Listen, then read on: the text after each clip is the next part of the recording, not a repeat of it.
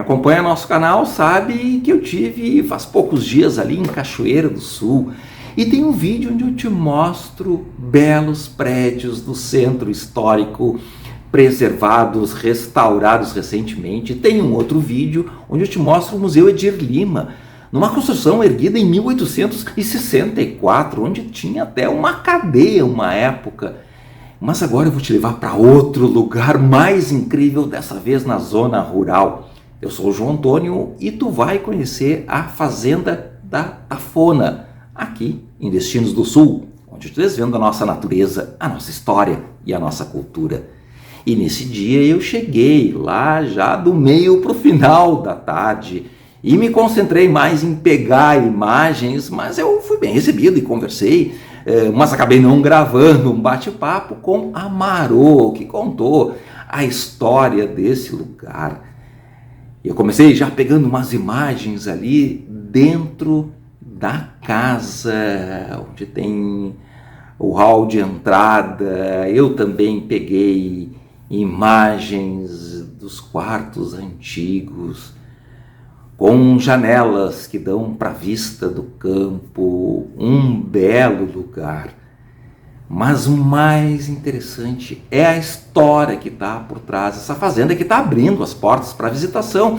Eu vou botar o link do Instagram deles na descrição desse vídeo para tu agendar a tua visita e conhecer não só essa propriedade, não só o lugar, usufruir desse espaço belíssimo, mas conhecer também toda a trajetória que diz muito sobre a história do Rio Grande do Sul. A Marô é a 8ª geração, se eu não estou enganado, da família Vieira da Cunha. E quem começou essa trajetória da família foi um português, José Vieira da Cunha, que recebeu do rei de Portugal uma data de sesmaria, que era uma grande extensão de terra, que era distribuída então para algumas pessoas que contribuíram para o reino de Portugal, muito provavelmente já nesse contexto de demarcação do território após o Tratado de Madrid, que estabeleceu novas fronteiras entre portugueses e espanhóis. Teve depois que esse tratado acabou usando as guerras guaraníticas, porque as missões, onde tinha missões jesuíticas do noroeste do Rio Grande do Sul, os 7 povos das missões, que existiram entre 1680 e 1750, aquele lugar passaria a ser território não mais espanhóis, sim dos portugueses. E os padres, na sua maioria, eram espanhóis, mas estavam aí num processo até de ter outros padres de outras nações da Europa que fizeram esse processo civilizatório ali, que eu já te contei um outro conteúdo sobre as missões, junto com os índios guaranis, fazendo uma urbanização, uma produção de agricultura mais extensiva, uma produção artística interessante também. E esses padres então tiveram que ir para o outro lado do Rio Uruguai, que passaria a ser terra dos espanhóis, segundo esse novo tratado, e os índios não queriam sair, houve esse conflito. Mas inclusive houve outras missões anteriores a essas, algumas delas mais perto então do Rio Jacuí, mais perto do território dessa fazenda. E aí a gente já começa a entrar na história das civilizações ou dos povos que ajudaram a construir o que hoje a gente chama do estado do Rio Grande do Sul, aí no sul do Brasil, porque então tinham aldeamentos indígenas, até hoje tem ali na região, e tem toda a história desse povo, e inclusive a Marô me mostrou um crucifixo com uma estátua de Jesus, e ela acredita que tenha relação com a contribuição ou relação com a arte missioneira, que poderia ter sido feito por indígenas das missões. Ela não sabe quanto tempo está essa imagem na família, mas é esculpida em madeira e acredita que tenha influência ali dessas missões, e talvez missões que ocorreram ali perto. E nem vou entrar em muitos detalhes dessa história, que teria que aprofundar, que também é bem interessante. Mas o fato é que, então, a partir de 1813, um território que já não só tinham missões, mas vagavam já muitos anos, há muitos séculos antes, índios, principalmente a tribo Guarani, ali se estabeleceu, então, o sesmeiro José Vieira da Cunha, que constrói essa casa em 1813 e dá início, então, à trajetória da família. E antes de continuar com essa história, eu vou te deixar o convite para curtir, compartilhar esse vídeo aí com teus amigos. Você também pode acessar destinosdosul.com, que é o nosso blog, onde tem mais conteúdo para ti. E também tem links que eu também coloco sempre na descrição desse vídeo, onde tu pode comprar passeios para o interior do Rio Grande do Sul, excursões para outros lugares também, pacotes turísticos. Tu pode reservar o teu hotel, ou até mesmo entrar em contato conosco, que a gente pode montar um roteiro especial para ti. E a história então começa então com José Vieira da Cunha, que começa a crescer, prosperar muito pela aquisição, sim, de pessoas escravizadas vindos da África.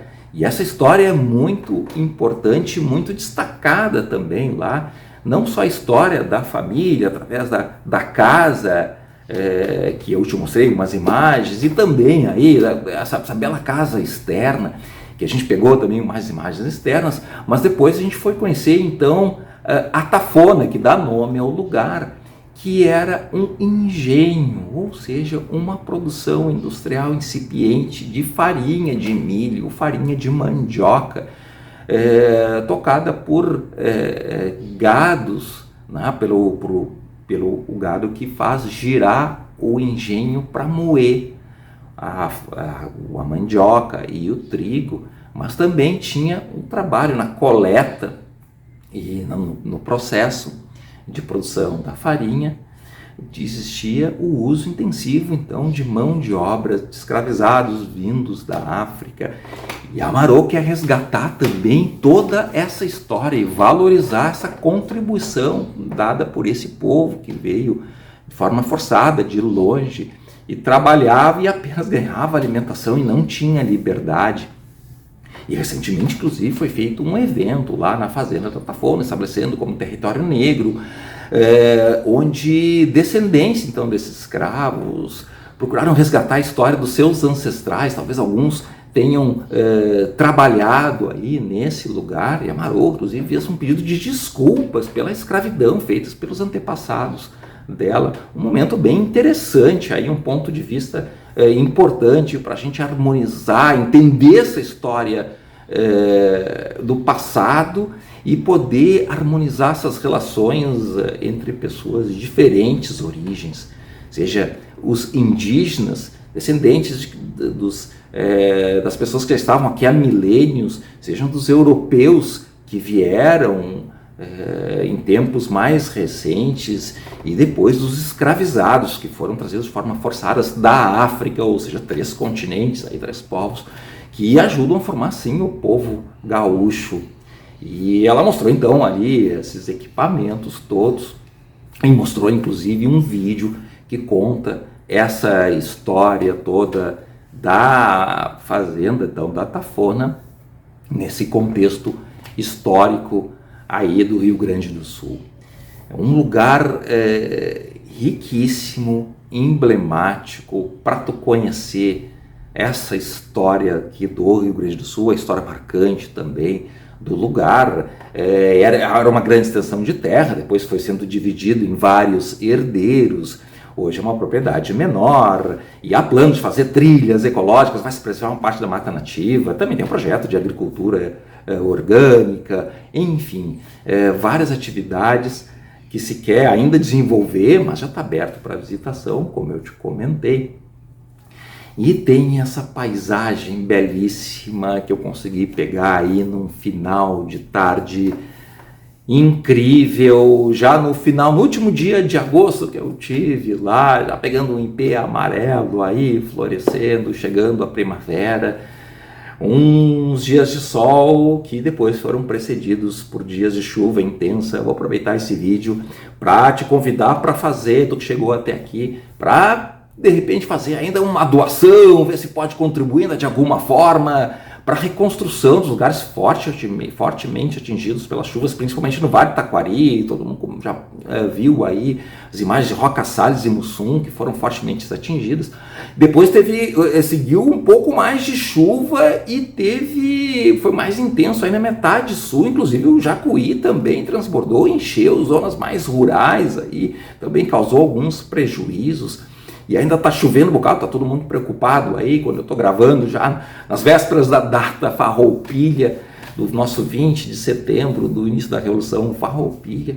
Enfim, tem sido um setembro muito difícil e, como diz o hino, que a gente quer que sirva as nossas façanhas de modelo à da terra, então que a gente quer que essa façanha do momento seja dessa reconstrução desses lugares fortemente atingidos pelas cheias. Então te liga aí, tem muita gente ainda fazendo vaquinhas, tem um Pix que pode fazer através dos órgãos oficiais aí do governo do estado, das prefeituras da região, enfim, e procurar outros que foram atingidos. A gente espera que não haja mais danos importantes relacionados à chuva. Inclusive o desfile Farroupilha foi suspenso, que sempre tem no 20 de setembro, em função desse momento complicado também que a gente viveu aqui no Rio Grande do Sul.